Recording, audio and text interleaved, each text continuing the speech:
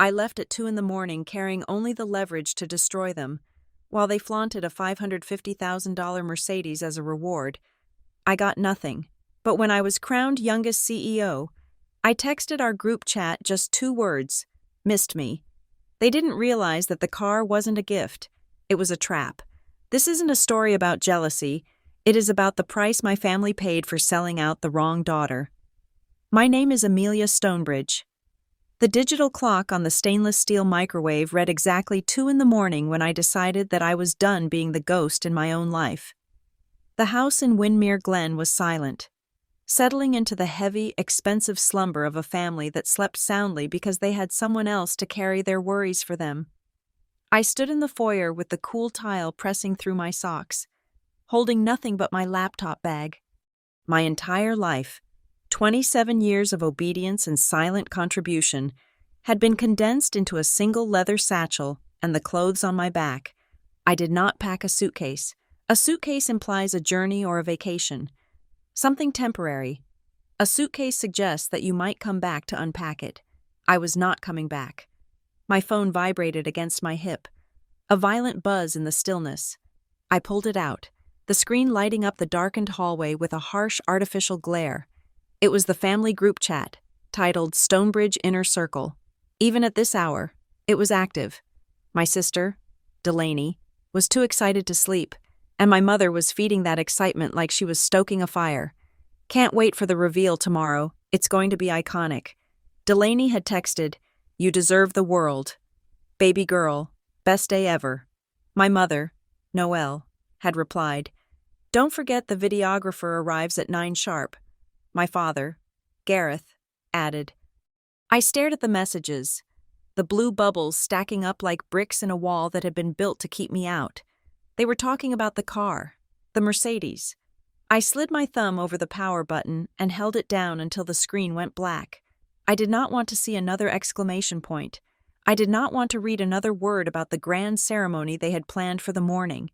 My mind flashed back to the image that had been burned into my retinas 3 days ago at the Silvercrest Motor Gallery. The car was sitting there in the center of the showroom, draped in a black silk cover that slipped over its curves like a dress on a runway model. It was a Mercedes MAYBACH, a custom order, a machine that cost $550,000. That number echoed in my head. $550,000. It was more than a vehicle. It was a statement. It was a mortgage on a very nice house.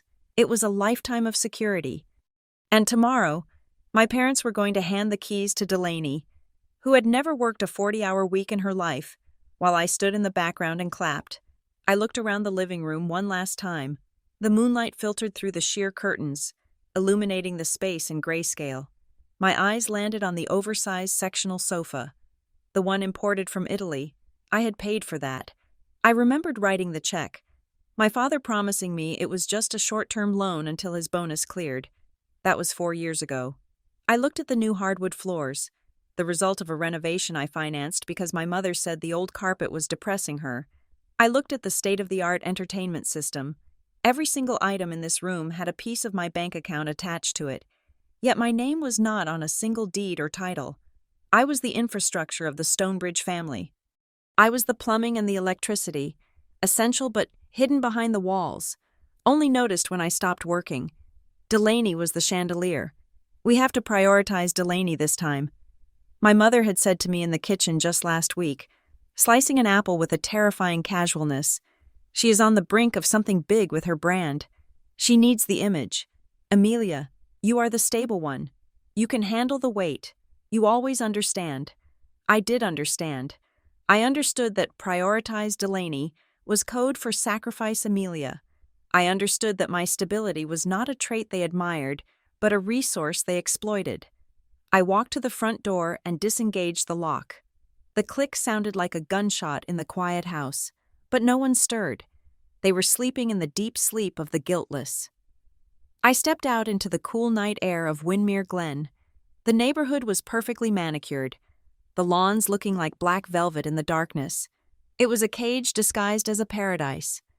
I walked down the driveway to my own car, a sensible, 5-year-old sedan that I had paid for myself, fully and completely. I opened the trunk. Inside, lying on the dark carpet, was a thick manila envelope. I stared at it for a long moment. It was heavy, not just with paper, but with consequence. Inside were 3 years of bank statements, highlighted and annotated. There were printed emails where my father asked for transfers. There were receipts for the renovations. And most importantly, there were the documents regarding the new Mercedes. I placed my laptop bag next to the envelope and closed the trunk. The latch clicked shut, sealing my decision. I was not leaving in a fit of rage. I was not running away to cry in a hotel room and wait for an apology that would never come. This was a tactical retreat. I was removing the foundation to see if the house could stand on its own. I paused with my hand on the driver's side door and looked back at the house. It looked peaceful. It looked like a home, but it was not a home. It was a business. And I had been the silent partner who was being forced out. I am not disappearing. I thought, the words forming clearly in my mind. I am just withdrawing my existence. I got into the car and turned the ignition. I did not rev the engine. I kept the lights off until I rolled down to the street, moving like a shadow detaching itself from the dark. As I drove away, putting distance between myself and the life I had built for them, I felt a strange cocktail of nausea and liberation. I was driving toward nothing, toward a void, but for the first time in my life, the steering wheel was actually in my hands. I drove out of Windmere Glen, leaving the sleeping suburb behind. I thought I had escaped unnoticed. I thought I was the only one awake in that suffocating silence. I was wrong. I would not learn this until much later. But the security camera mounted on the porch of the house across the street, the one belonging to the Hendersons, was recording that night. Its infrared eye was watching the street with cold indifference. The footage would later show my sedan pulling away at 2:12 in the morning, but the camera did not stop recording there. It kept watching. And just 40 seconds after my taillights disappeared around the curve, the front door of my parents' house opened again. A figure slipped out. They moved low and fast, hugging the shadows of the porch, clutching something tight to their chest before darting toward the garage. I was not the only one with secrets that night. To understand why I walked out into the cold darkness at 2 in the morning, you have to understand the ecosystem of the Stonebridge household. It was a carefully balanced terrarium where I was the soil and my sister, Delaney, was the orchid. My father, Gareth, was a man who believed that avoiding conflict was the same thing as solving it. He spent his evenings retreating behind the glow of his tablet, nodding along to whatever narrative my mother spun. My mother, Noelle, was the director of our lives. She did not raise children, she curated them. And then there was Delaney. At 22, Delaney was not just a person, she was a project. She was an aspiring influencer, a title that seemed to involve a lot of ring lights, boxes of free skincare products arriving at the door, and an absolute allergy to the concept of a 9-to-5 job. I was an anomaly. I was the reliable one, the boring one. I worked as a senior project manager at a logistics firm, a job that my mother described to her friends as very technical to change the subject quickly. I left the house at 7:30 every morning. I came home at 7 in the evening. And every month, on the 1st, I transferred a significant portion of my salary into a joint account labeled house maintenance. That money was supposed to be for the roof repairs, the insurance premiums, and the rising electricity bill that spiked whenever Delaney decided to film a makeup tutorial that required studio-level lighting. I paid it without question. I paid it because I was told it was what family did. We supported each other. I was the engine, and they were the passengers. And I had accepted that role because I thought we were all going to the same destination. The cracks in my acceptance started to show during a dinner 3 nights before the Mercedes appeared. We were sitting around the mahogany dining table. My mother had made a roast, a rare occurrence that usually signaled she wanted something. Delaney was scrolling through her phone, the blue light illuminating her perfectly contoured cheekbones. "So," my mother began, pouring herself a second glass of wine, "your father and I were looking at the calendar. Amelia, we are going to have to push back your celebration dinner." I paused with my fork halfway to my mouth. I had just closed a massive deal at work, a project worth $3 million to my company. I had been promised a celebratory dinner at a nice steakhouse downtown. It was a small thing, but it was the one thing I had asked for in months. Push it back to when I asked, keeping my voice neutral. Ideally, indefinitely, Delaney said, not looking up from her screen. I have a huge week coming up. I need the energy in the house to be focused. I looked at my father. He studied his peas with intense fascination. I looked at my mother. Focused on what? I asked. What is happening that is so big we can't eat a steak for 2 hours? My mother smiled. But it wasn't a warm smile. It was the tight, secretive smile of someone holding a winning lottery ticket. It is a surprise, Amelia, a big one. Delaney is about to level up her image. We have to make sure everything is perfect for the launch. We need to prioritize Delaney this time. This time, I let out a short, dry laugh. It was involuntary. Mom, when was the last time we prioritized anything else? When I got my master's degree, we skipped the ceremony because Delaney had a breakup. When I turned 25, we had a pizza at home because Delaney needed the car to go to a concert. The room went silent. The air pressure seemed to drop. Delaney finally looked up, her expression shifting from boredom to offense. God, you are such a mood killer, Delaney said, rolling her eyes. Why does everything have to be a competition with you? Can't you just be happy for me?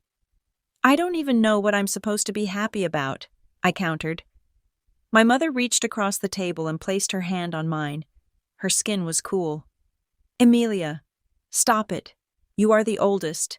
You are the strong one. You understand. You always understand. That phrase, you always understand, it was not a compliment. It was a command. It was the verbal equivalent of a sedative. It was what they told me when they spent my college fund on a remodel for the kitchen. It was what they told me when the money I lent my father for a business investment never came back. I was expected to absorb the disappointment so they didn't have to feel the guilt. I pulled my hand away. I am tired of understanding. Mom, I would like to be prioritized. Just once. Well, right now, we can't, my father snapped, his patience for conflict evaporating. The money is tight, Amelia. We are leveraging a lot for this next step for your sister. We need everyone on board. No waves. I finished my dinner in silence.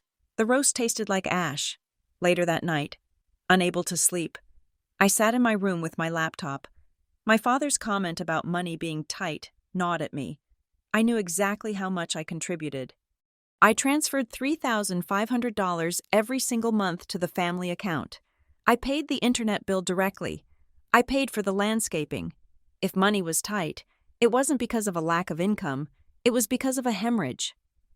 I logged into the online banking portal because my name was still on the joint account from when I was in college, a convenient oversight they never corrected so I could easily deposit checks. I could see the transaction history. I scrolled through the past 6 months. I saw the usual expenses: groceries, gas, utilities, but then I saw a recurring transfer that I didn't recognize. Every month, on the 15th, $2,000 was being moved to an account simply labeled SCMG Fin, Serve. I frowned. That wasn't the mortgage. That wasn't the credit card bill.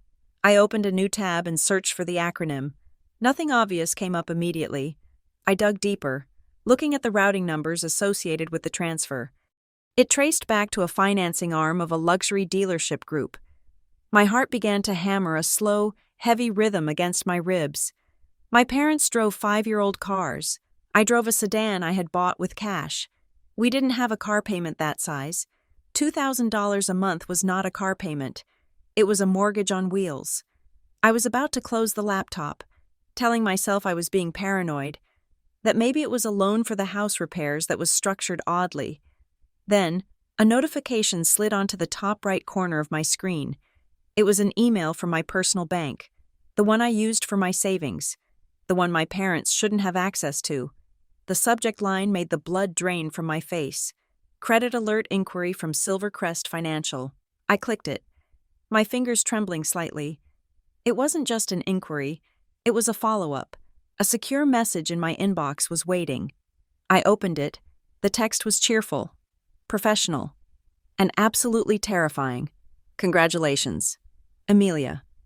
Based on your excellent credit score and the cosigner documentation provided, your application for the primary auto loan has been approved. We are finalizing the terms for the Mercedes Maybach delivery scheduled for Thursday.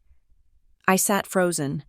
The blue light of the screen washed over me, turning my skin corpse pale. I had not applied for a loan. I had not signed any documentation. I had not stepped foot in a dealership. Thursday, I whispered to the empty room. Thursday was tomorrow. That was the big thing. That was a surprise. They weren't just buying a car for Delaney. They were buying a $550,000 car for Delaney, and they were using my credit, my name, and my financial future to pay for it. You always understand. My mother's voice echoed in my head. I looked at the email again. They didn't ask me because they knew I would say no. So they did it for me. They stole my identity to buy a throne for their princess. I didn't scream. I didn't run downstairs and flip the table. A cold and hard clarity settled over me, replacing the anger. If they wanted to play games with my name, they were about to learn exactly what that name was worth. I reached for my phone, but before I could dial, another email pinged. This one was from the credit bureau directly. New account opened Silvercrest Motor Finance. Balance, $550,000. It was done. The trap had snapped shut, but they had forgotten one thing: a trap only works if the animal stays inside. The morning sun did not feel like a new beginning. It felt like a stage light being turned on for a performance I had never agreed to join. We drove to Briarhaven City in a convoy of pretense. My father and mother took the lead in their SUV, with Delaney in the passenger seat practicing her surprised face for social media. I followed alone in my sedan, the one I had paid for with years of overtime and skipped vacations. The Silvercrest Motor Gallery was less of a dealership and more of a temple to excess. The floors were polished marble that reflected the overhead track lighting like a frozen lake. The air smelled of expensive leather and that specific, sharp scent of new money. In the center of the showroom, a massive shape sat under a black silk sheet, waiting like a beast to be unleashed. Delaney wasted no time. She had her phone out before she even crossed the threshold, her ring light attachment already blinding anyone who looked directly at her. "Hey guys," she chirped into the camera, her voice pitching up an octave into that fake influencer sweetness. "We are here. The big reveal. You guys are not going to believe what my amazing parents did for me." My parents flanked her, beaming. My mother, Noelle, had dressed for the occasion in a cream-colored pantsuit that screamed affluent matriarch, while my father, Gareth, wore his best blazer. I stood 5 feet behind them, holding Delaney's oversized purse and her coat, looking less like a sister and more like a hired assistant. A salesman in a suit that cost more than my first car glided toward us. His name tag read Preston, and his smile was as polished as the floor. "The Stonebridge family," Preston said, extending a hand to my father, then my mother, and finally, reverently, to Delaney. He barely glanced at me. "Welcome. We have everything prepared. It is a truly spectacular day." "We are so excited," my mother gushed, placing a hand on Delaney's back. "She has worked so hard for this." I almost laughed aloud. Worked hard. Delaney's hardest day of work involved editing a filter on a selfie. I bit the inside of my cheek until I tasted copper. "Well, she certainly deserves the best," Preston said, gesturing toward the covered vehicle.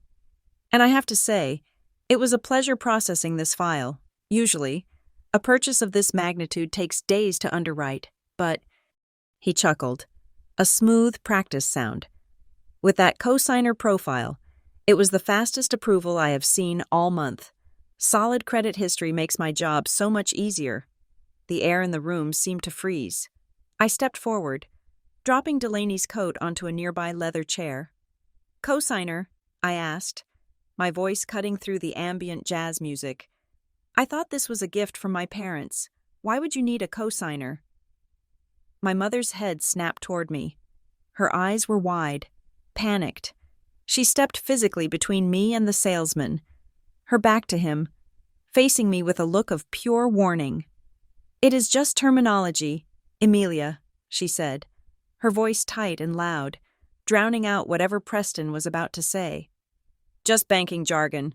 Don't bore everyone with technical questions. Look at your sister. Look how happy she is." She turned back to Preston, her smile reappearing like a mask snapping into place. "Let's see the car, shall we? We are on a schedule." Preston, sensing the tension but caring only about his commission, nodded vigorously. "Of course. Delaney, if you would do the honors." Delaney handed her phone to my father to keep recording. She walked up to the black silk, grabbed the hem, and with a dramatic flourish, pulled it back.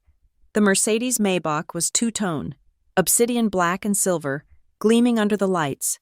It was a tank of luxury, a machine built for heads of state and rap moguls, not 22-year-old girls who lived in the suburbs. The showroom erupted in applause. The staff clapped. My parents cheered. Delaney shrieked, jumping up and down before throwing her arms around the car as if it were a long-lost lover. $550,000, I murmured to myself. The number felt heavy on my tongue. I watched them. I watched my father high-five the salesman. I watched my mother wiping a tear from her eye. They looked like the perfect American family, and I was the ghost standing in the margins. I waited until the initial screaming died down, and Delaney was sitting in the driver's seat, caressing the steering wheel.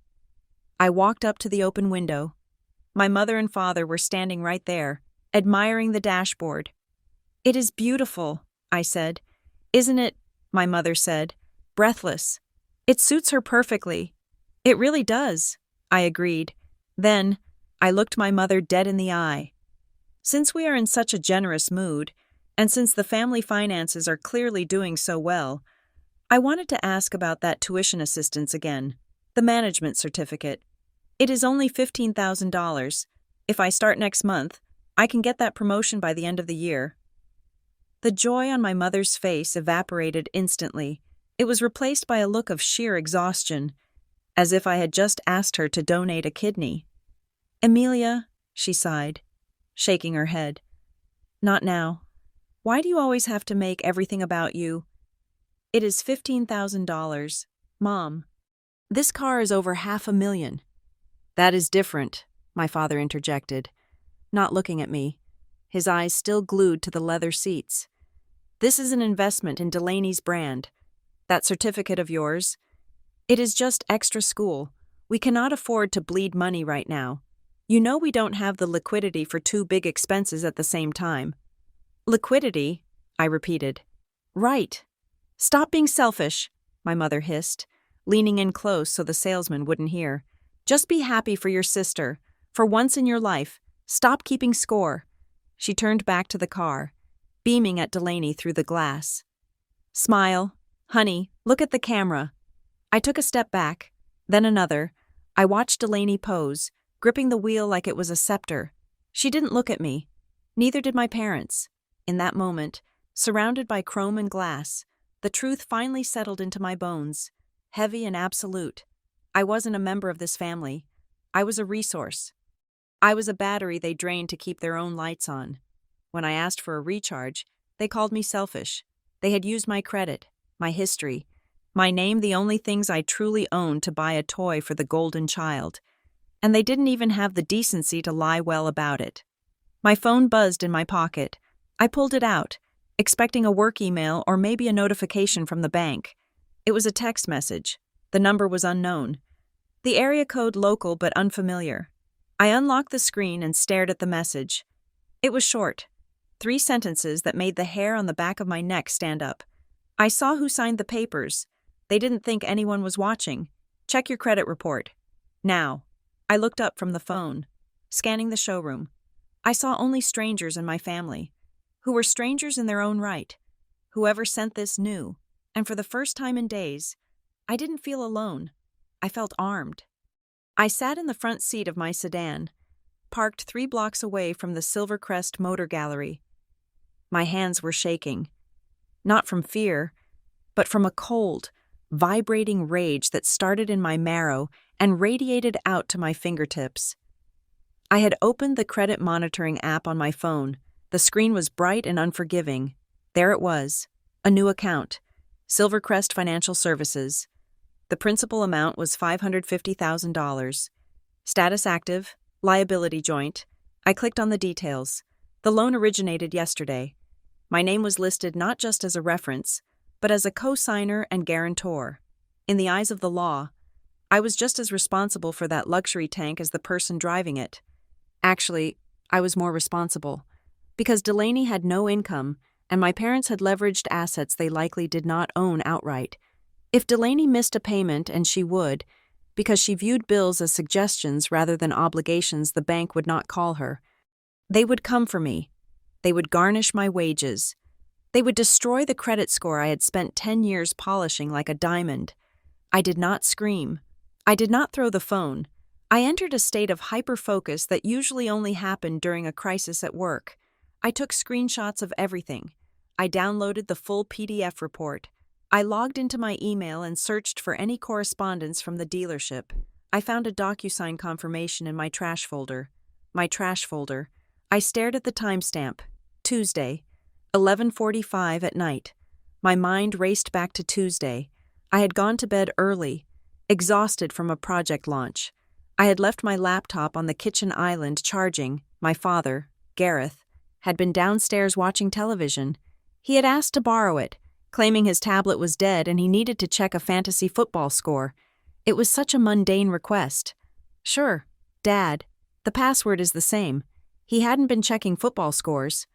He had been accessing my email, waiting for the digital contracts to come through, signing my name with a click, and then deleting the evidence. The camera footage I had seen mentioned in the neighborhood group chat, the one about a figure sneaking around late at night, suddenly made sense in a new, sickening way. It wasn't an intruder. It was likely my father, perhaps going out to the car to retrieve documents he needed to upload, or maybe just pacing while he sold his daughter's financial future up the river. I drove to work on autopilot. Vantaloom Dynamics was a glass monolith in the center of the financial district. It was the one place where I was not Amelia the doormat. I was Amelia Stonebridge, the director of strategic operations. I walked into the building, my heels clicking on the terrazzo floor, a rhythm of war drums only I could hear. I had a one-on-one scheduled with Sloan Merritt. Sloan was the executive VP, a woman who had carved her path through the corporate jungle with a machete made of intellect and ice. She was my mentor, and she did not tolerate weakness. We sat in her corner office overlooking the city. She watched me over the rim of her coffee cup. "You are distracted," Sloan said. It wasn't a question. "I am dealing with a family matter," I said, keeping my voice steady. "Is it a matter that will affect your performance on the Helios project?" "No." Sloan set her cup down. "Amelia, you are the most competent operator I have ever met, but you have a flaw. You think you can absorb impact indefinitely. I see the way you answer calls from your mother during lunch. I see the way you dim your own light so you don't blind people who refuse to wear sunglasses." She leaned forward. "You cannot lead the future if you keep acting as a buffer for the past. Whatever this is, cut it loose, or it will drag you down." Her words hit me harder than the credit report. A buffer. That was exactly what I was. I was the airbag that deployed so they could crash without consequence. I left the office at lunch and met with Paige Rourke. Paige was not a family lawyer. She was a forensic accountant and attorney who specialized in fraud. We met in a diner far from the financial district, a place where no one would recognize us. I laid the screenshots and the printed credit report on the sticky table. Paige reviewed them in silence, her face unreadable. "This is fraud," Paige said finally. "Plain and simple, identity theft, forgery, wire fraud." "It is my parents," I said. "And my sister?" "It does not matter who they are. The law sees numbers and signatures." Paige said. She took off her glasses. "Here is the hard truth. Amelia, if you go to the police now, you blow up the family. Your father could face jail time, your mother too. If you are not ready for that, do not walk into that precinct." "I don't know if I can send them to prison," I admitted, the guilt already clawing at my throat. "Then you need leverage," Paige said. "And you need distance. Do not confront them yet. If you scream at them tonight, they will gaslight you. They will say you gave verbal permission. They will say you were in the room. They will manufacture evidence. You need to gather everything. Every bank statement, every text, every email. Build a fortress of facts. And then, you get out. Get out. Physically, financially, legally, severe ties before the ship goes down. Because with a $550,000 liability and no income to support it, that ship is sinking fast. I took her advice. That afternoon, I didn't go straight home. I drove to Crescent Pier, a quiet, industrial chic neighborhood on the other side of the river. It was 40 minutes away from Windermere Glen, too far for a casual drop-in. I toured a vacant apartment. It was small, stark, and smelled of fresh paint. It was perfect. I signed the lease immediately, draining my savings to pay the deposit and first 3 months of rent. I started moving that night. I didn't pack boxes. Boxes were obvious. I moved like an ant, carrying one piece at a time. I took my birth certificate and passport from the safe while my mother was in the bath. I moved my winter coats to the trunk of my car while my father was asleep. I changed the mailing address for my bank accounts, my insurance, and my HR files to a post office box in Crescent Pier. 2 days later, I was in the kitchen, pretending to make tea. Delaney walked in, phone pressed to her ear. She didn't even acknowledge my presence. "No, don't worry about the down payment on the venue," she was saying, laughing lightly. "I can get the deposit covered. Yeah, my sister. She's totally obsessed with helping me. I just have to ask. She never says no." She paused, listening to the person on the other line, then smirked. "I know, right? It is so easy. It is so... I can get Amelia to handle it. She loves feeling useful." She loves feeling useful. I stood there, gripping the edge of the granite counter until my knuckles turned white. I wasn't a sister. I wasn't even a person. I was a utility. I was a faucet they turned on when they were thirsty and ignored when they were full. I walked out of the kitchen before I did something that would ruin my plan. I went up to my room, locked the door, and added a note to my growing file of evidence. Thursday, 7 p.m. Delaney confirms intent to exploit financial dependence. The next morning, the atmosphere at Vantaloom Dynamics had shifted. The usual hum of productivity was replaced by a frantic buzz. People were huddled in corners, whispering. I walked to my desk and saw a meeting invite pop up on my screen. Emergency board session, mandatory. I entered the conference room. The chairman of the board, a man named Sterling who rarely descended from the penthouse, stood at the head of the table. He looked grim. "As of 8 o'clock this morning," Sterling announced, his voice echoing in the silent room, "our CEO has tendered his resignation due to health reasons, effective immediately." A murmur rippled through the room.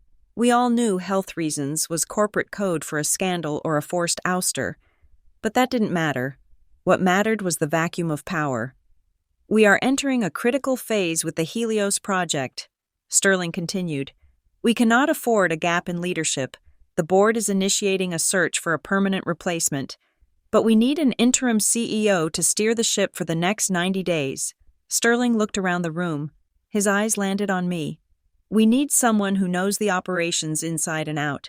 Someone with a track record of stability and absolute integrity." He projected a slide onto the screen behind him. It contained a short list of 3 names. At the top of the list, in bold, sans serif font, was my name, Amelia Stonebridge. My heart stopped. This was the pinnacle of my career. This was everything I had worked for.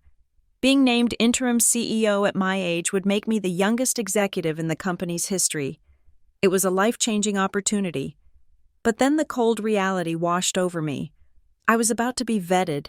The board would order a deep-dive background check. They would look at my finances. They would look at my liabilities. If they saw a $550,000 loan for a car I couldn't afford, co-signed under suspicious circumstances, I wouldn't look like a stable leader. I would look like a financial liability. I would look like a risk. My family hadn't just stolen my money. They had planted a bomb in the foundation of my future, and the timer was ticking down just as I was being handed the keys to the kingdom. The the cork of the champagne bottle popped with a sound that felt less like a celebration and more like a warning shot. We were gathered in the living room, the space dominated by the spectral presence of the Mercedes Maybach parked in the garage just through the connecting door. My mother, Noelle, was pouring expensive vintage Brut into crystal flutes, her movements frantic and jittery, high on the adrenaline of perceived status. Delaney sat on the sofa, legs tucked under her, bathed in the glow of her smartphone. She was uploading story after story to Instagram. I could hear the tiny, tinny replays of her own voice looping over and over as she edited the clips. Guys, I am literally shaking. Hard work pays off. Dream big. To Delaney, my father, Gareth, announced, raising his glass. He looked flushed, his eyes glassy. To the start of the empire. To the empire, my mother echoed, clinking her glass against his. They looked at me. I was standing by the fireplace, my hands empty. I had refused the glass. The air in the room was thick with a cloying sweetness that made me nauseous. They were celebrating a crime. They were toasting to a felony that I was unknowingly underwriting. "Amelia, grab a glass," my father said, his joviality strained. "Don't be sour. This is a family victory." "Is it?" I asked. My voice was quiet. But in the sudden silence between Delaney's video loops, it carried like a bell. I walked toward the center of the room. I did not look at my sister. I looked directly at my father. I saw the way his eyes flickered to the side, unable to hold my gaze. "I have one question," I said, "and I want an answer before anyone takes a sip of that wine. Who signed the loan papers?" The room went instantly cold. It was as if I had sucked all the oxygen out of the space. Delaney paused her video. My mother lowered her glass slowly to the coffee table. "Amelia," my father warned, his voice dropping an octave, "do not do this. Do not ruin this night. It is a simple question. Dad, the bank called it a co-signer arrangement. I never signed anything. So, who held the pen? Who clicked the mouse? Who committed the fraud?" Fraud. My mother let out a sharp, incredulous laugh. She stepped forward, her face twisting into a mask of disappointed martyrdom. "Oh, stop it. You are being dramatic. We handled the paperwork to expedite things. We were acting as a family unit. Since when is helping your sister a crime? Since you used my identity without my consent to secure a debt of $550,000, I replied, my voice steady. "That is when—" "You are just jealous," my mother spat, abandoning the pretense of logic. "That is what this is. You cannot stand that for one single day. The spotlight is on Delaney.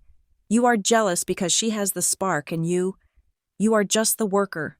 You are bitter because you are not the one getting the Mercedes." I felt a strange sensation in my chest. It wasn't anger. It was the snapping of a tether. The last rope that held me to this dock was fraying. "I don't want the car. Mom, I want my name off the loan." "You are unbelievable," Delaney chimed in from the couch. She didn't look scared. She looked annoyed, like I was a waiter who had brought her the wrong order. "You always make a huge deal out of nothing. We are going to pay it off when my brand deals hit. Why do you have to be so toxic?" "Toxic," I repeated. "Yes, toxic," Delaney said, rolling her eyes. "Look at you. You are stiff. You are boring. You work in that gray office all day. You don't need a car like this. It would be wasted on you. I need it. It is an investment. Why can't you just do your part and support me?" There it was, the naked truth. You don't need it. Do your part. In their eyes, I wasn't a person with dreams or needs. I was a draft horse. My purpose was to pull the carriage so they could wave to the crowd. I looked at my father, who was staring at his shoes. I looked at my mother, whose face was hard and unyielding. And I looked at Delaney, who had already turned back to her phone, dismissing me. I didn't yell. I didn't throw the vase on the mantelpiece. I felt a profound, icy calm settle over me. "Okay," I said. My mother blinked, surprised by my sudden capitulation. "Okay, So you're done. Good. Now have some champagne. No, I said. I mean, you are right. I don't need the car. And you clearly have everything under control. I straightened my spine. So, from now on, you don't need me either. I turned and walked out of the room. Where are you going? My father called out, half-hearted. To bed. I lied. I went upstairs. But I did not sleep. I waited. I sat on the edge of my bed in the dark, listening to the sounds of the house. I heard the laughter downstairs eventually resume, though it sounded more forced than before. I heard them come up the stairs at midnight. I heard the doors close. I waited until the digital clock read 2 in the morning. The house was silent. I moved with the precision of a ghost. I had already moved my clothes and small items to the new apartment over the last 2 days, so my room was mostly bare, though they hadn't noticed. But there was one final task. I crept downstairs to the study. My father kept a large, fireproof safe in the closet.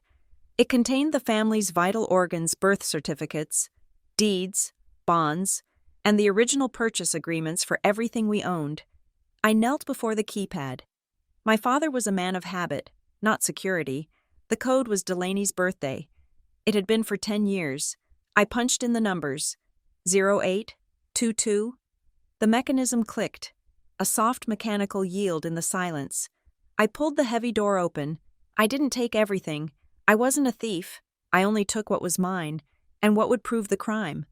I took my original birth certificate, I took my social security card, and then I reached for the folder labeled Vehicles. Inside were the fresh papers for the Mercedes Maybach. I took the entire file. I also took the insurance binder for the house, a policy I knew was currently paid for by my automatic transfer. I placed the documents into my laptop bag. I stood up and closed the safe, leaving it unlocked, just a fraction of an inch ajar. A subtle message. I walked to the front door. I put on my shoes. I looked back at the dark hallway one last time. I felt no sadness. I felt only the terrifying weightlessness of a skydiver who had just jumped from the plane. I opened the door and stepped into the night. The air was crisp. My sedan was waiting. I got in, started the engine, and rolled away without turning on my headlights until I hit the main road. I was gone. The next morning, the sun would rise over Windmere Glen. My mother would wake up with a headache from the champagne. She would go downstairs to make coffee. At some point, perhaps when she went to put the new spare key for the Mercedes into the safe, she would notice the door was unlatched.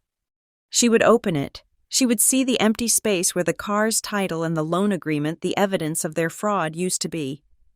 She would see that the insurance policy that protected their home was gone. And then she would realize that the draft horse hadn't just run away. The draft horse had kicked down the stable door and taken the lock with her. The silence in my new apartment at Crescent Pier was heavy, but for the first time in my life, it was not oppressive. It was the silence of a vacuum, clean and empty. I woke up on a mattress on the floor, surrounded by the few boxes I had smuggled out, and stared at the industrial concrete ceiling. Then, I looked at my phone. The screen was a graveyard of notifications. 47 missed calls, 32 text messages. They had realized I was gone. The timeline of their panic was visible in the timestamps. At 7:30 in the morning, my mother texted, "Where are the insurance papers?" At 8:15. My father had called 3 times in a row. By 9, the tone had shifted from confusion to aggression. "Pick up the phone. Amelia, you are being childish. We need to discuss the car registration. Bring the folder back.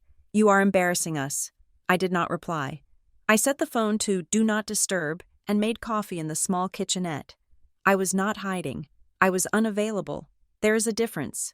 But while I maintained radio silence, Delaney did what Delaney always did. She took her grievances to the public square.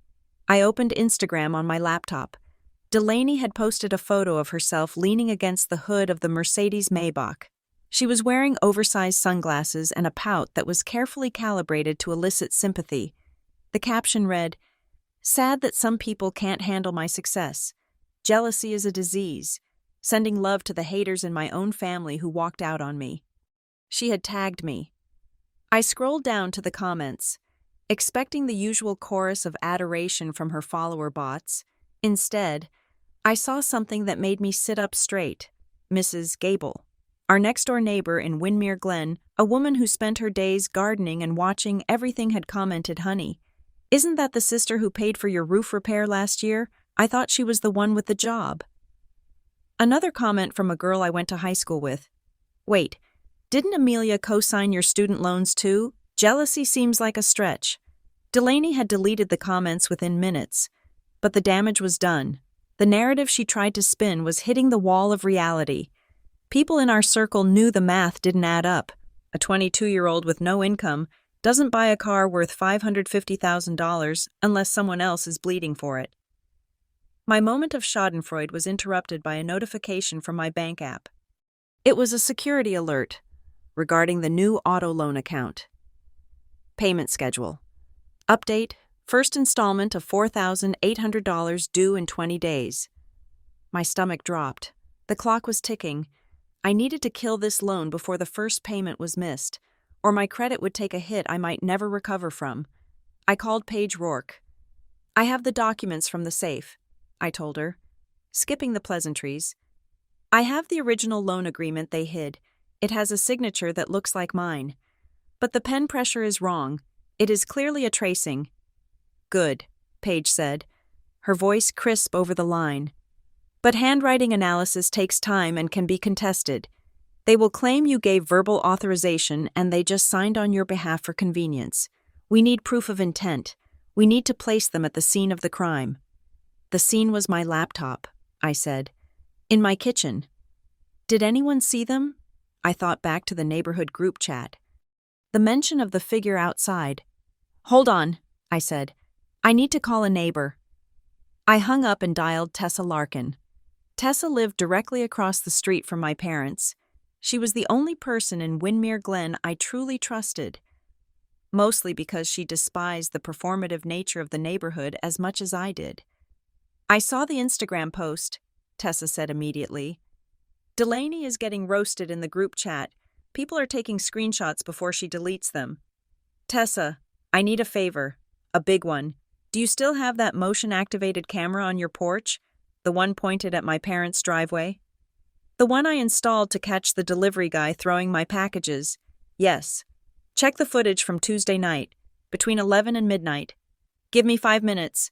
Those 5 minutes were the longest of my life." I paced the small apartment. Finally, my email pinged. A video file. I clicked play. The footage was grainy, shot in the greenish hue of night vision. But the image was clear enough. The timestamp read 11:42 at night on Tuesday. The front door of my parents' house opened. A figure stepped out. It was my father, Gareth. He was wearing his bathrobe. He looked around nervously, scanning the street. In his hand, he held a blue folder, the specific blue folder I used for my tax documents. He walked quickly to his SUV parked in the driveway. He didn't get in to drive. He sat in the passenger seat and turned on the interior light. Through the windshield, I could see him open the folder. He pulled out a pen. He spent about 10 minutes writing something, stopping occasionally to look at a piece of paper he had taped to the dashboard, likely a sample of my signature he had practiced. Then, he closed the folder, turned off the light, and scurried back into the house.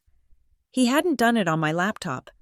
He had done the wet signatures on the physical contracts the dealership had sent home for review, probably forging them so he could scan them later or hand them in physically to expedite the process. "Got you," I whispered. I forwarded the video to Paige immediately. "This changes things." Paige texted back a minute later. "This isn't just a dispute. This is evidence of premeditation." I didn't have time to celebrate. I had to go to Vantaloom. The atmosphere at the office was electric. The news of my interim appointment had circulated. People looked at me differently, some with respect, some with suspicion. I walked into the boardroom for the emergency strategy meeting. The room was filled with the company's top brass. Sterling, the chairman, motioned for me to sit at the head of the table. "Amelia," Sterling said, "we are impressed by your operational roadmap. The board is ready to ratify your position as interim CEO." I felt a surge of pride. For a second, I forgot about the car, the fraud, and the family that was imploding 3 towns away. However, a voice cut in from the end of the table. I looked over. It was a new board member, a man named Arthur Vance. I knew of him. He was a venture capitalist with deep ties to the banking sector. He was looking at a file in front of him, his brow furrowed. "We run standard liquidity checks on all executive appointments," Vance said, his eyes locking onto mine, "just to ensure there are no external pressures that could compromise decision-making." My heart hammered against my ribs. "I saw a flag pop up this morning," Vance continued, his tone casual but dangerous. "A significant new liability, a luxury vehicle loan, Silvercrest Financial." The room went silent. "It is a large monthly obligation relative to your base salary history," Vance noted. $550,000. That is quite a splurge for someone who preaches fiscal conservatism in her department. "It is a mistake," I said quickly, my voice sounding too loud in the quiet room. "There was an error in the reporting. I am resolving it." Vance studied me for a long moment. He didn't look convinced. He looked like a shark that had sensed a drop of blood in the water. "See that you do," Vance said coldly. "We cannot have a CEO who is leveraged to the hilt. It makes the shareholders nervous." The meeting moved on, but I didn't hear another word. I sat there, mechanically nodding, while panic clawed at my throat. My family's greed wasn't just ruining my credit score anymore. It was bleeding into this room. It was threatening the one thing I had built entirely on my own. I left the office an hour later and called Paige from the parking garage. "They know," I said, my voice shaking. "A board member saw the loan. If I don't get this off my record, I lose the CEO position, maybe my job entirely." "Then we have to pull the trigger," Paige said. "But Amelia, you need to understand what happens next. If we use that video and the document analysis to prove fraud, the bank will open a criminal investigation." She paused, letting the weight of the words settle. "If they used your identity without consent to secure $500,000, that is grand larceny and federal wire fraud. If you clear your name, the debt doesn't just vanish, it falls back on the people who actually committed the act, and since they don't have the income to support it, they obtained it through forgery. They go to jail." I finished the sentence. "Or they lose everything they own to pay for the legal defense." Paige said, "The house in Windmere Glen, the retirement accounts, everything. If you save yourself, you destroy them. There is no middle ground." I leaned my head against the steering wheel. I looked at the sleek glass building of Vantaloom Dynamics, my future rising into the sky. Then I thought about the video of my father, skulking in the dark to sign my life away so my sister could have a prop for her Instagram. "They didn't care if they destroyed me," I said softly. "No," Paige agreed. "They didn't." "Prepare the filing," I said. "But don't send it yet. I want to look them in the eye one last time." Harborline Roasters was neutral ground. It was a cavernous industrial chic coffee shop located in the Arts District, exactly halfway between the pristine lawns of Windermere Glen and my austere new sanctuary in Crescent Pier. The walls were exposed brick.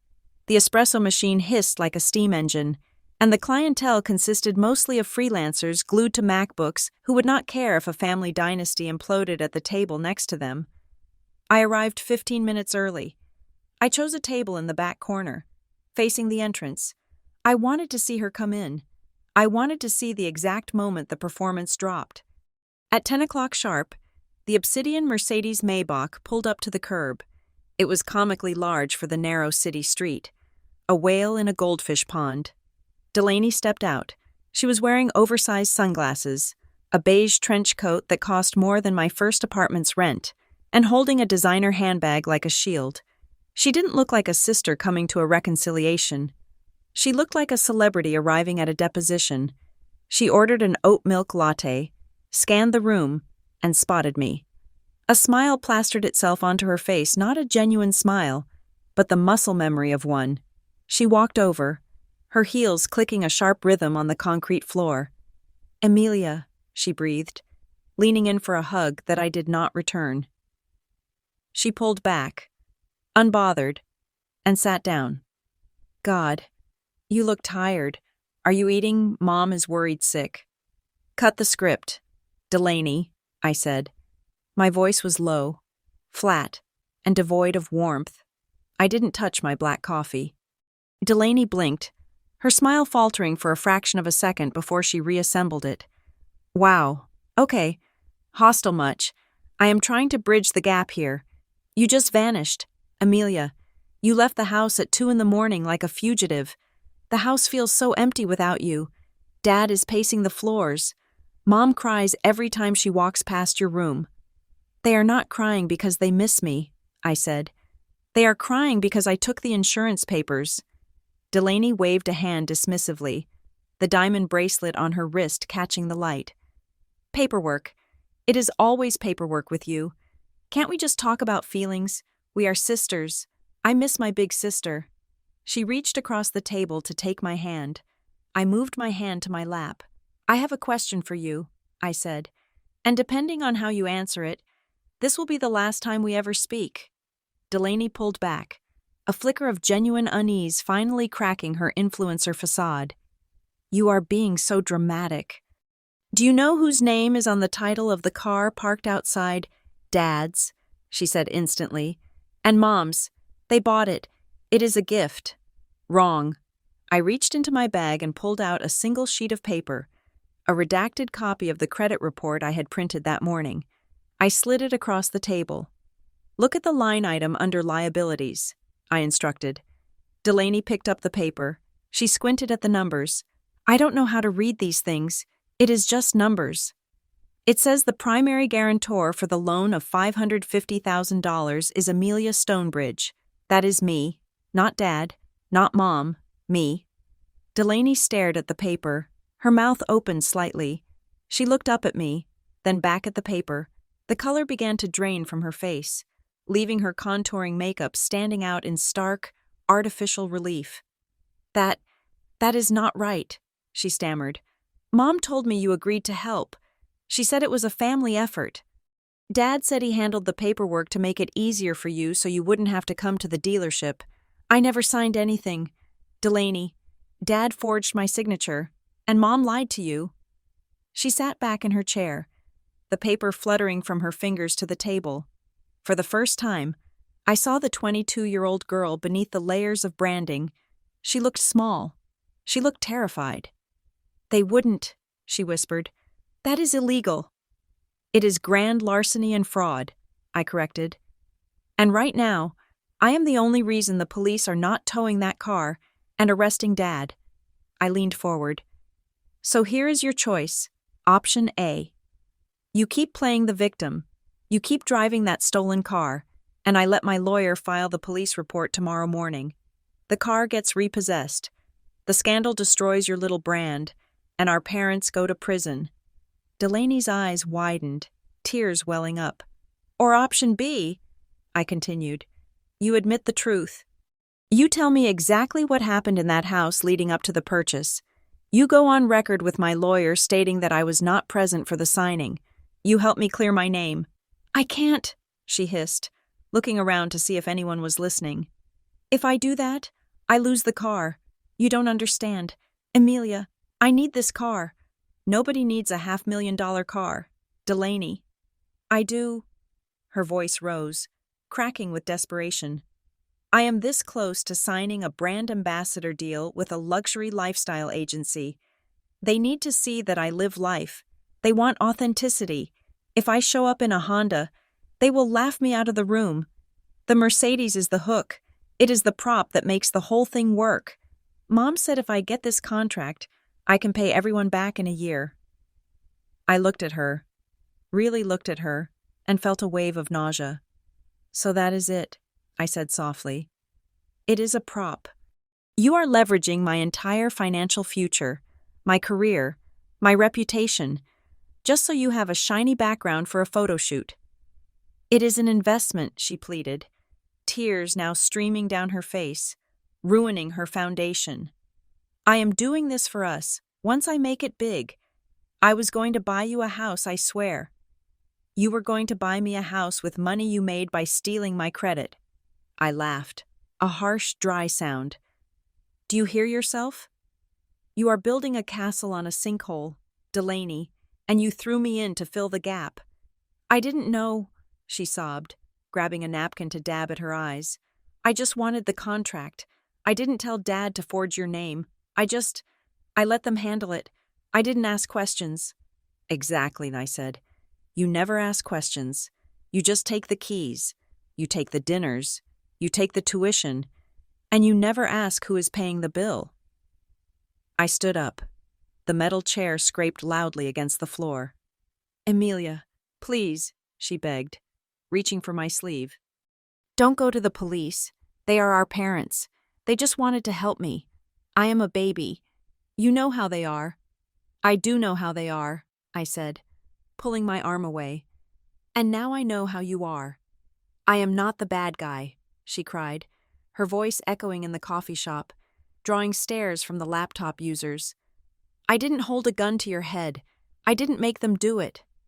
No, I said, looking down at her. You didn't have to. You just expected it. You have been trained to think my sacrifice is your birthright. Well, the bank is closed. Delaney, what are you going to do? She asked, her voice trembling. I am going to survive, I said. You should try it sometime. I turned and walked out of the coffee shop. I didn't look back at her. I didn't look at the Mercedes parked at the curb, gleaming like a dark jewel. I walked to my sensible sedan, got in, and drove away. My hands were steady on the wheel. The conversation hadn't fixed anything, but it had clarified the battlefield. I wasn't fighting a family anymore. I was fighting a parasitic organism that would consume its host until there was nothing left. That night, I sat in my apartment, working on the affidavit my lawyer, Paige, had drafted. The city lights of Crescent Pier twinkled outside my window, indifferent and beautiful. At 11:58, my phone buzzed on the floor where I had left it. I picked it up. It was a text from Delaney. I expected an apology. I expected more begging. What I got was a glimpse into the war room that was my parents' house. Emmy, the text began, slipping into the childhood nickname she used when she was scared. I heard Dad on the phone with his lawyer friend. They are not going to admit it. I watched the 3 dots of the typing bubble pulse, vanishing and reappearing. They are building a narrative. Amelia. They are going to say you agreed to everything verbally to get a share of my future profits, and now you are backing out to blackmail them because you are broke.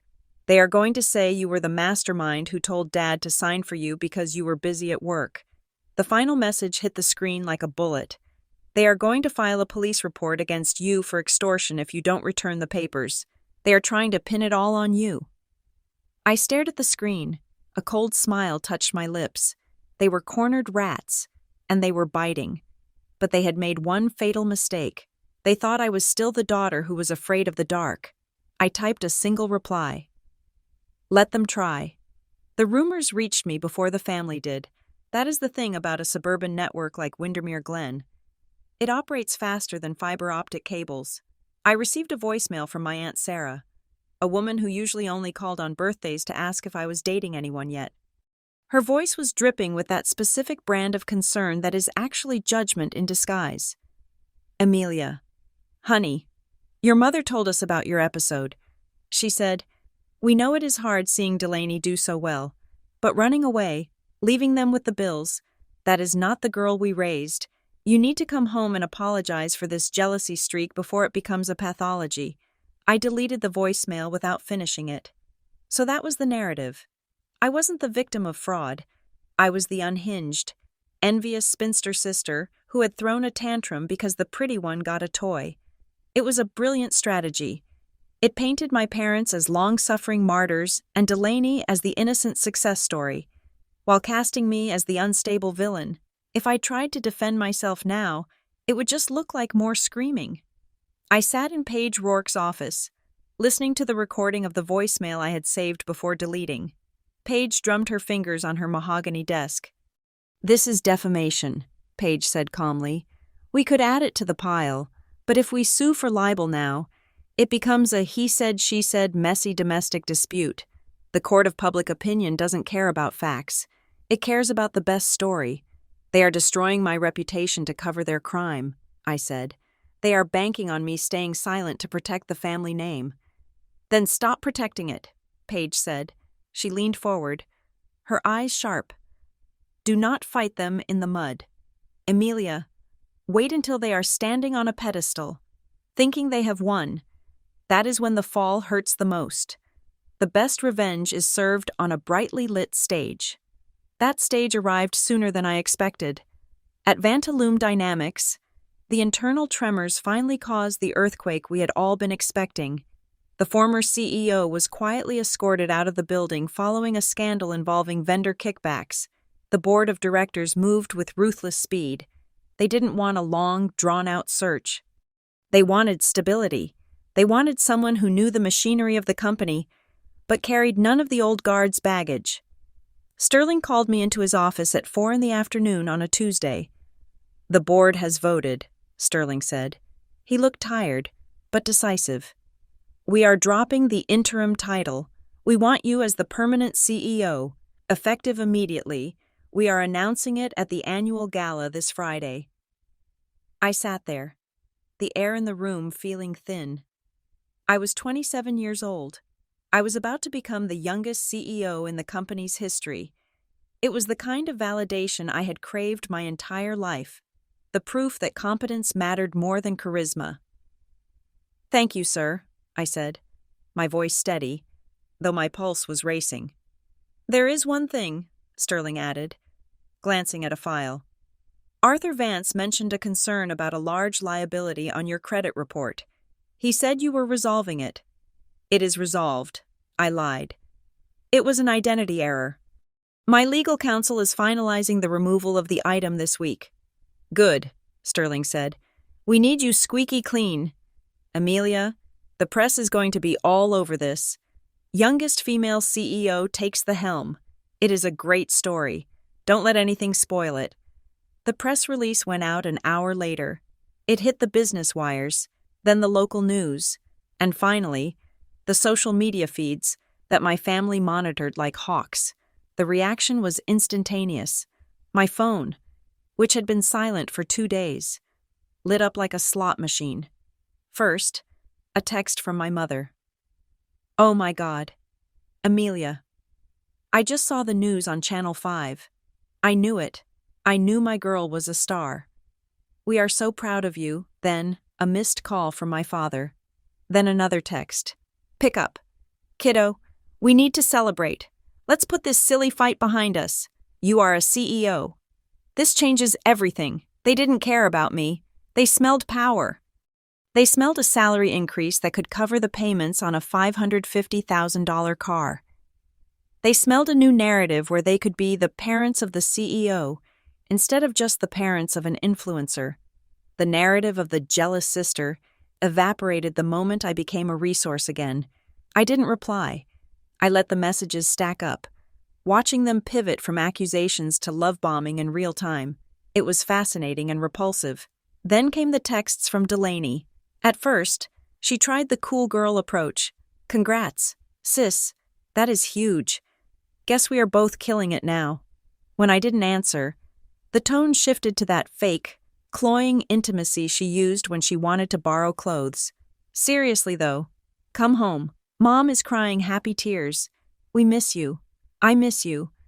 And then, a message that made me freeze. You have been so quiet. Missed me. I stared at those 2 words. Missed me. It was a taunt. It was a challenge. She thought she could charm her way back into my bank account with an emoji and a catchphrase. I waited. I let silence do the heavy lifting. I knew something else was happening behind the scenes. Paige had told me that the dealership's financing arm had flagged the signature discrepancy after my initial credit dispute. They wouldn't have called the police yet, but they would have called the account holder. Sure enough, 2 hours later, Delaney's facade cracked. Amelia, please answer. I need to ask you something technical. They sent a letter about the car loan. Something about an audit. Dad is freaking out. He says if you just sign one confirmation form, it goes away. Please, I can't lose this car. The repo guys were scouting the neighborhood. It is humiliating. There it was. the twist I had been waiting for. The car wasn't just a burden, it was about to be repossessed. The audit meant the bank suspected fraud. If they repossessed the car, the fraud investigation would turn criminal. They didn't just want me to come home for a hug. They needed me to retroactively legalize their crime before the tow truck arrived. I finally picked up my phone. I didn't text Delaney. I texted the group chat. I am willing to talk, but not at the house. I want to do this properly. My mother responded instantly. Anything. Sweetie, just tell us where. Friday night. I typed, Marrowgate Hall, the Vantaloom Annual Gala. I am being honored. I want my family there. I could practically feel their excitement vibrating through the network. A gala. Red carpet. Photographers. It was exactly the kind of validation they craved. We will be there, my father replied. Front row. The dress code is black tie, I added, and bring the Mercedes. There is valet parking right at the front entrance. It will look good for Delaney's image to arrive in style. Perfect. Delaney texted, Thank you, Amelia. I knew you would come through. Love you. I put the phone down. They thought I was inviting them to share my spotlight. They thought I was capitulating, dazzled by my own success and ready to sweep the misunderstanding under the rug. They had no idea that I had just coordinated the timing with Paige. The valet stand at Marrowgate Hall was not just a convenience, it was a transfer of possession. Once the keys were handed over to the valet service, the vehicle was on private property, accessible, and stationary. Perfect for a recovery team that had been tipped off about the exact location of a vehicle involved in a fraudulent transaction. I went to Paige's office the next morning to sign the final affidavits. The stack of papers was thick. So, Paige said, reviewing the plan, you are inviting them to your coronation, you are letting them walk the red carpet, and then, right when they think they are safe, you are dropping the hammer. They wanted a show, I said, staring at the cityscape. I am giving them one. Paige looked at me, her expression serious. She stopped shuffling the papers. Amelia, look at me. Are you sure? Absolutely sure? Why wouldn't I be? Because this is the nuclear option, Paige said softly. Once you press the button on Friday, there is no going back. You are not just embarrassing them, you are handing your father over to the legal system. You are ensuring your sister's career ends before it starts. You will be the CEO, yes, but you will be an orphan in every way that matters. I thought about the empty space in the safe where the insurance papers used to be. I thought about my father practicing my signature in the dark. I thought about Delaney asking if I had missed her while she drove a car bought with my stolen life. They made me an orphan years ago, I said, picking up the pen. They just didn't tell me. I signed the affidavit.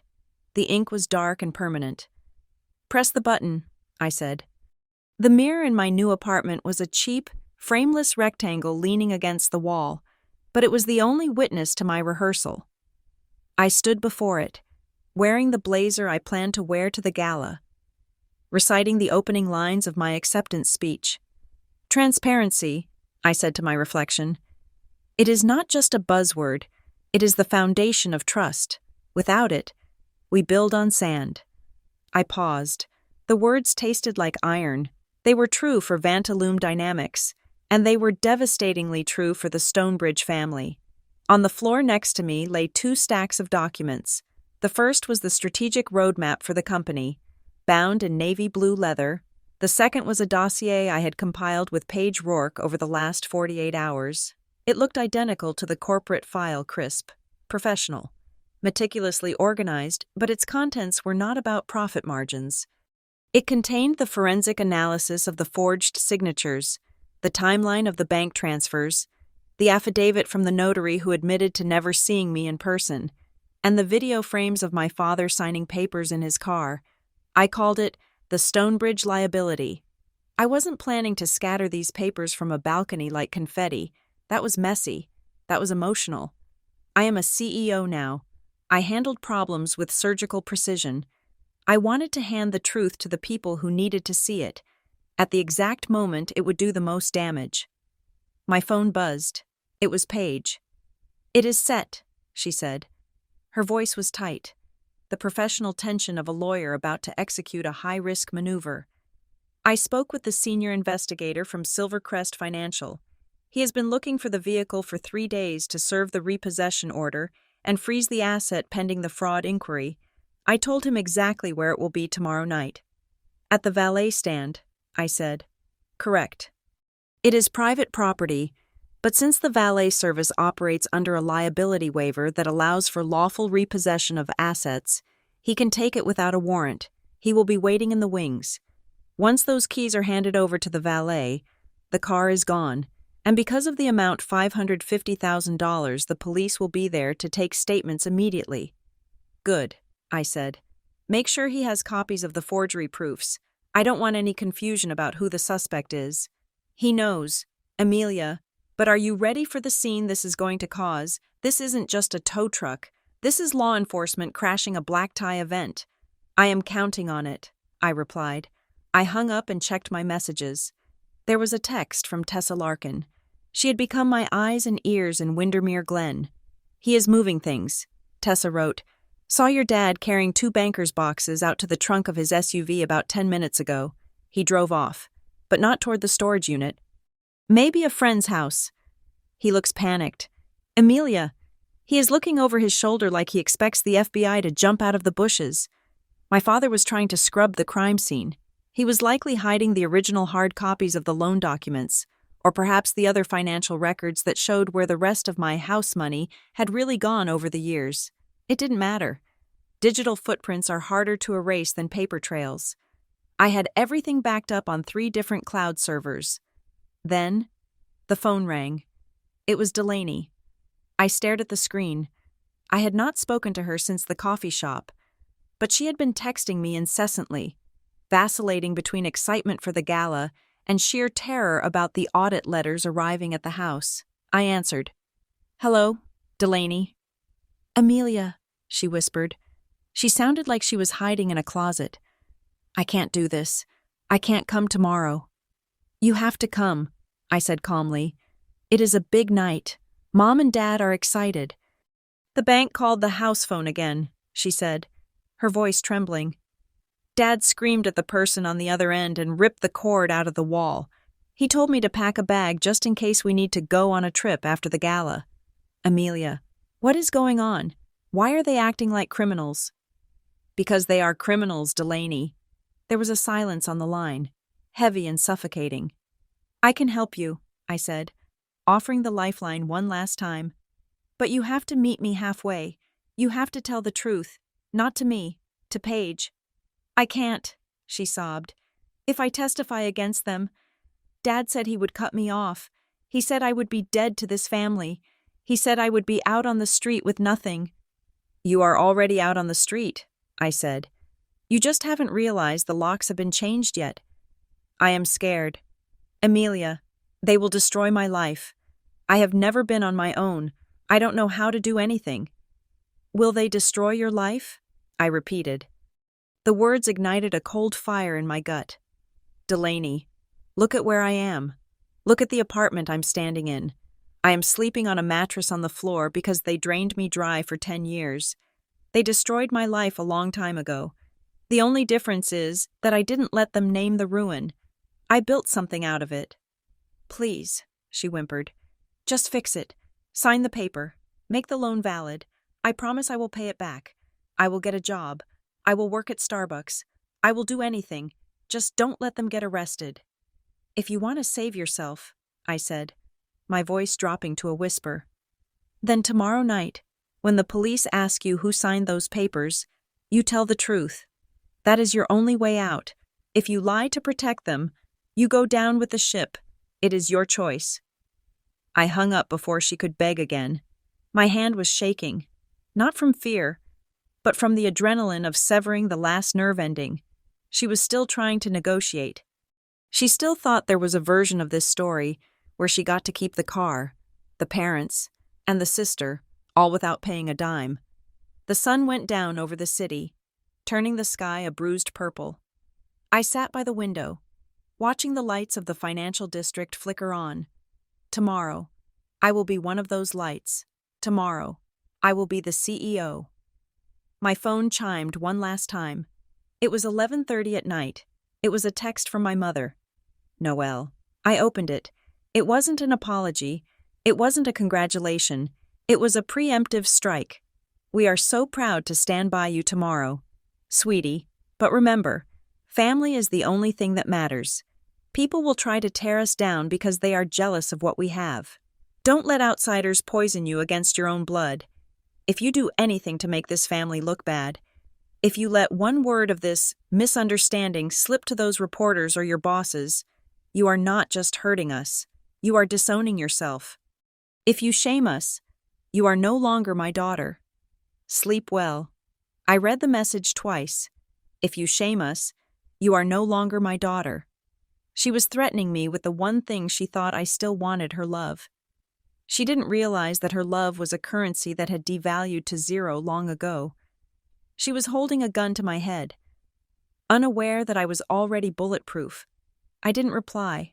I didn't cry. The time for tears had passed in that showroom, under the fluorescent lights. When she told me the family had no money for my education but $500,000 for a car, I opened the Notes app on my phone. I created a new note. I thought about the text I would send to the group chat at the exact moment the crown was placed on my head and the handcuffs were placed on their wrists. I needed 2 words. 2 words that summarized the entire shift in power. 2 words that answered every neglected birthday, every stolen dollar, and every silent betrayal. I typed them out slowly, watching the black letters form against the white screen. Missed me. I stared at the words. They were perfect. I locked the phone, placed it on the nightstand, and laid down. For the first time in weeks, I fell asleep instantly. The stage was set, the actors were ready, and the director was finally, truly, in charge.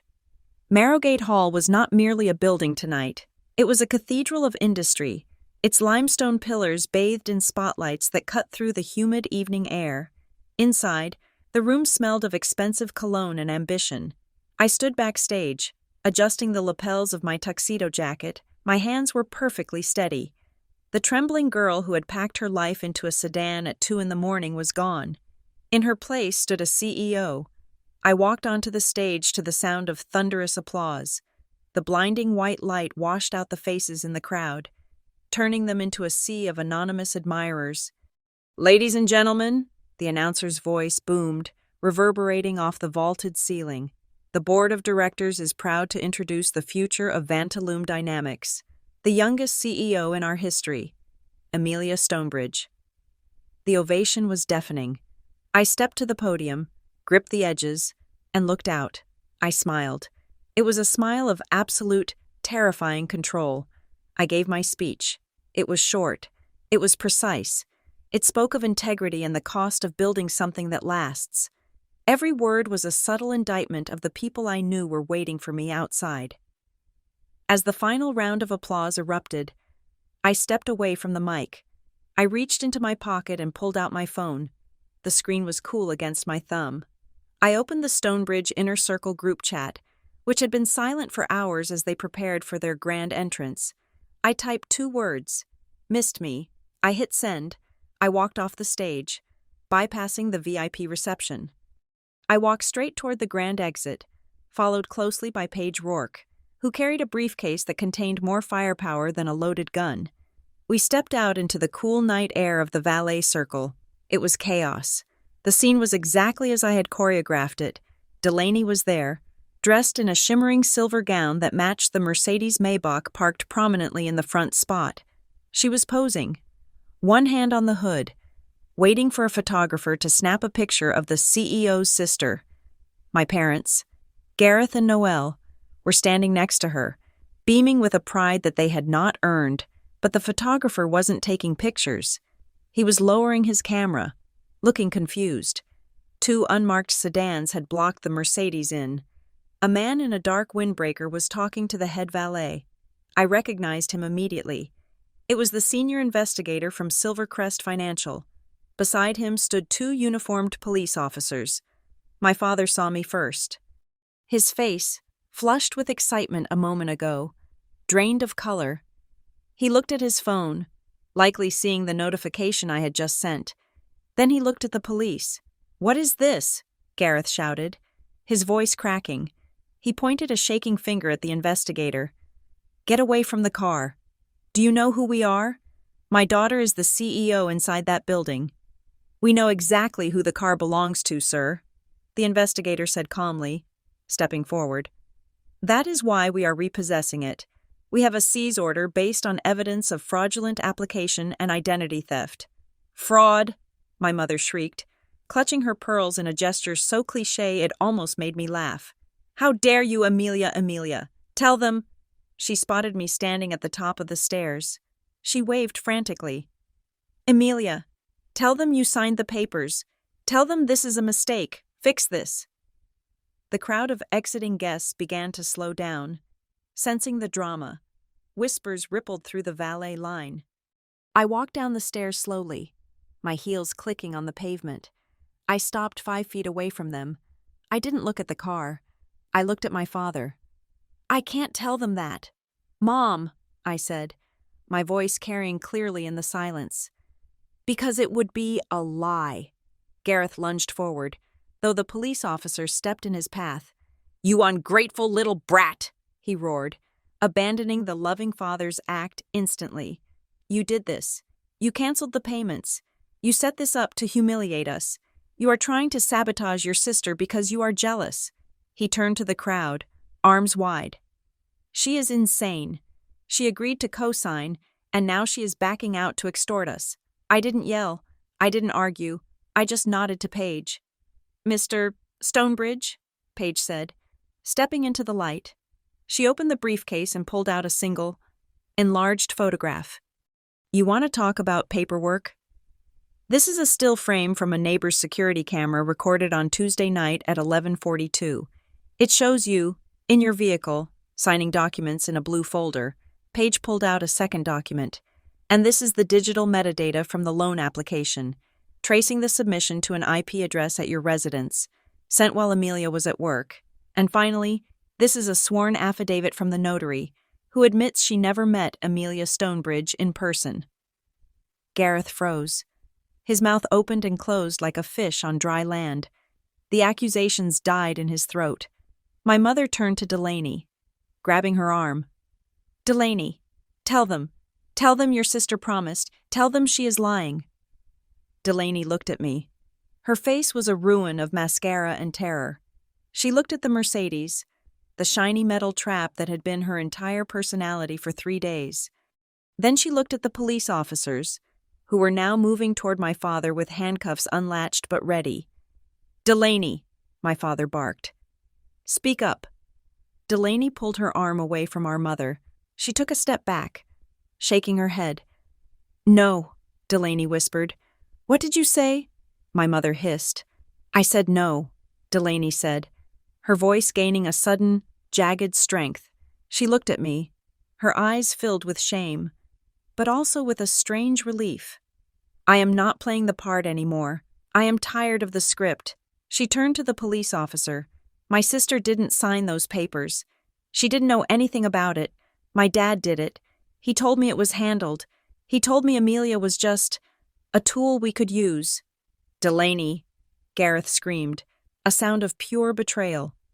"It is true," Delaney shouted back, tears streaming down her face. "We used her. We have always used her, and I am done." The silence that followed was absolute. The only sound was the mechanical whine of the tow truck backing up toward the Mercedes. The police officer stepped forward. "Mr. Stonebridge, I need you to step away from the vehicle. We have some questions regarding a federal fraud investigation." My mother began to sob, sinking to the ground, realizing the audience she had pretended for was now witnessing her destruction. I watched them for a moment. I watched the empire of lies crumble into dust right there on the pavement. I felt a lightness in my chest, a profound unburdening. I turned to leave. "Amelia," my mother wailed from the ground. "Where are you going? You can't leave us like this. We are your family." I stopped. I didn't turn around. I spoke over my shoulder, my voice calm and final. "You ceased to be my family the moment you decided I was collateral damage. I said. I didn't leave you at 2 in the morning. I escaped you. I walked toward the waiting company limousine. I got in and the door closed with a heavy, satisfying thud, sealing out the noise, the crying, and the sirens. As the car pulled away, I didn't look back at the Mercedes being hoisted onto the truck. That car wasn't a prize. It was a tombstone for a life I had buried. I took a deep breath of the air-conditioned air. It tasted like freedom. Thank you so much for listening to this story. I would love to know where you are tuning in from. So please drop a comment below and share your thoughts on Amelia's decision. If you enjoyed this story, please subscribe to the Veronica Revenge Stories channel, like this video, and smash that hype button to help this story get heard by even more people. Your support means the world to us.